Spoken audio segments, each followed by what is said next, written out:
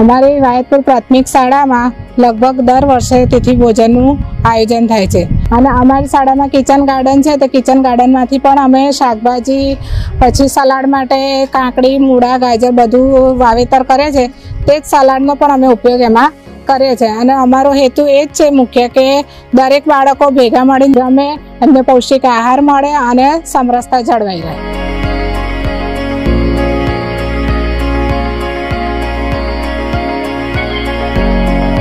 અમને અહીંયા સારું જમવાનું આપે છે અને જ્યારે કોઈ તિથિ ભોજન હોય ત્યારે તો ખૂબ જ સારું જમવાનું આપે છે.